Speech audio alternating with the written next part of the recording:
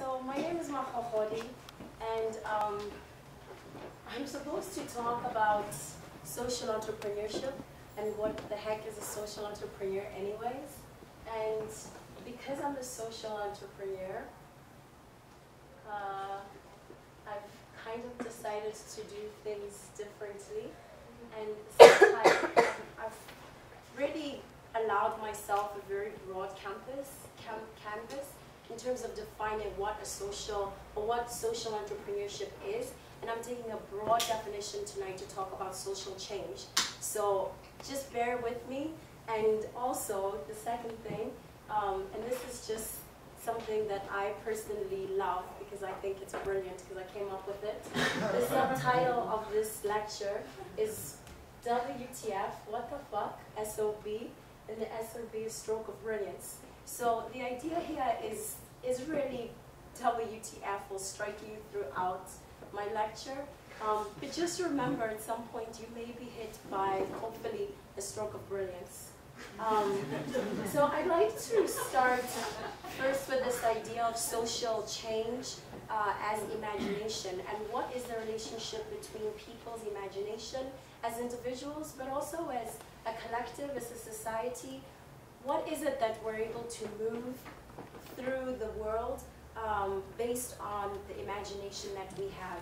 I'll start first by reading something I love, which you may recognize from your own childhood, by Leslie Recuse and Anthony Newley.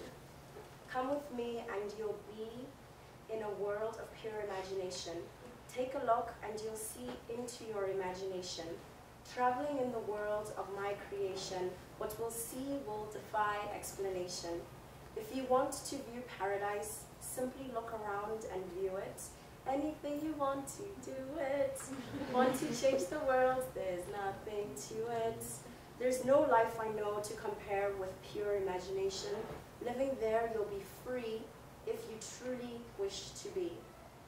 So the idea that I'm really interested in throughout this talk is the relationship between imagination and the world as we know it, and how we can redefine the world as we know it by informing it through our imagination. So how can we take imagination, or rather how can we morph the world to our own imagination? I'll start first by talking about Soweto and the very specific example of South Africa in 1976. I'll take liberty and talk about 1976 specifically, but the events that happened in Soweto leading up to about 1994.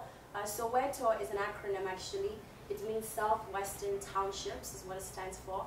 It's a small or rather large township outside of Johannesburg. In 1976, these pictures are very early. They are from 1948 as it says. These are the conditions of Soweto. I'm extremely excited by these photographs, and I can't tell you how much of a big deal it is that you're seeing these photos, because a lot of people in Soweto probably have never seen these photos from 1948. I just dug them out in an archive for this lecture, so I'm very excited.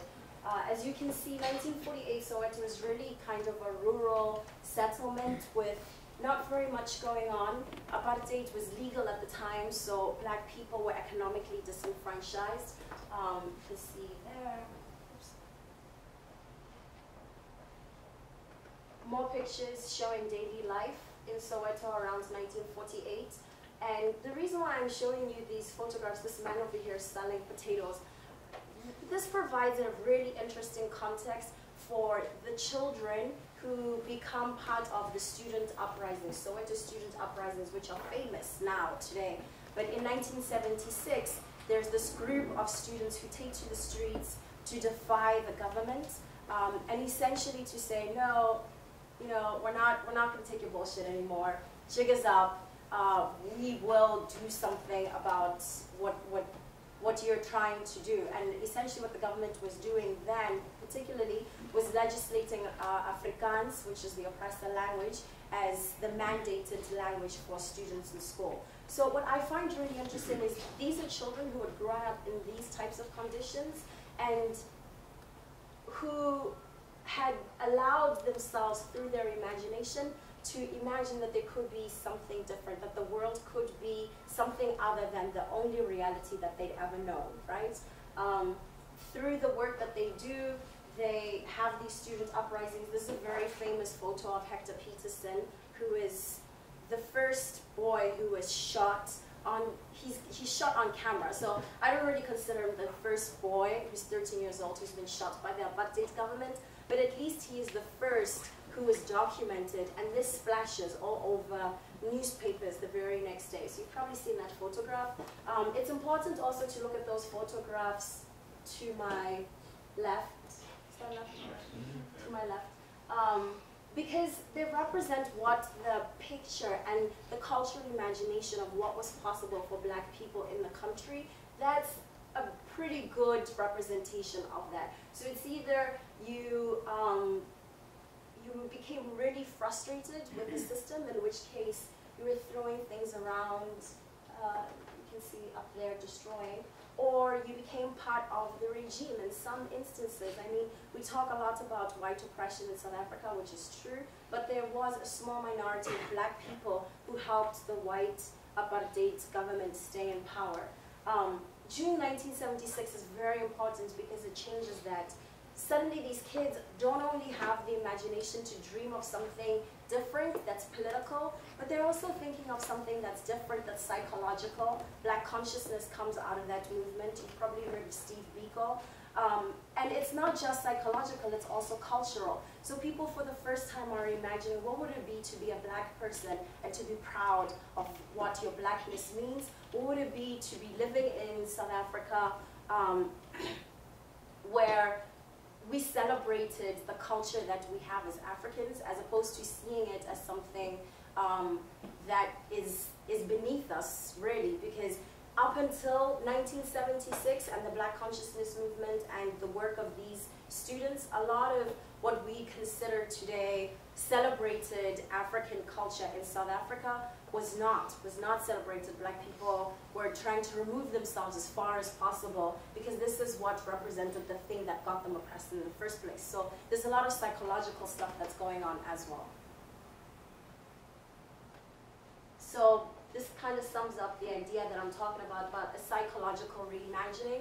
And not only a psychological reimagining, but I think for the very first time in 1976, there's a collective understanding and reclaiming of power, you could say. So it's not just us as the oppressed anymore, but it becomes us as people who are capable of fighting for our freedom. So I really like this image of this really young man with his fist up in the air, like power. This idea of culture and how imagination of the youth in 1976 informed something that's very different and informed the culture in Soweto, but culture in South Africa overall is something that we still feel ramifications of today.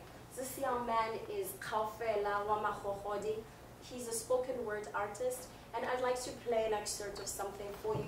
He works in the modern day, but his work is very much influenced by the thinking of that time and the cultural renaissance.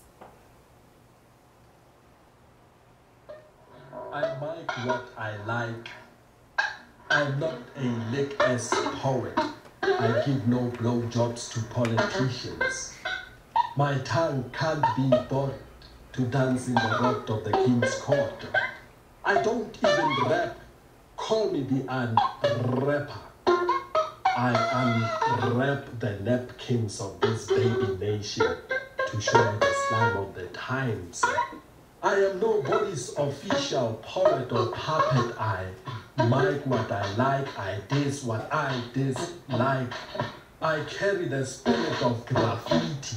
I obey no law of religious gravity. The spoken word is my shepherd. I shall not want shit, however sweet it sounds. My song grows from the ground. When my returner goes to write in the middle of the screen, where Papa Ramps has a dream of war. When Mia runs against the death row, we will die because we don't to walk the friend home. I like what I like, I sink the censorship, I buy no scandal when I drop a poem. Never mind the head of state or the state of his head. I soak myself in the way of the sage who asked, why swim in the same soup one all over? Lefifitati. I sample sounds of your soul for Azania's children to hear. The troubled coughs of history's echoes around us, inside us, in the stink of my ink when I sound. Check. 1, 2, 3. I'm free. Tangible, gullible words, stitched neatly in stanzas, became a verse, sounding smooth. Thanks.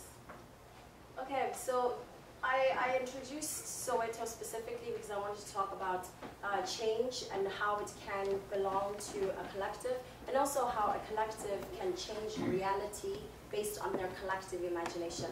Switch gears for a moment and consider the individual, and how can a specific person reimagine the world that they live in to their specific imagination.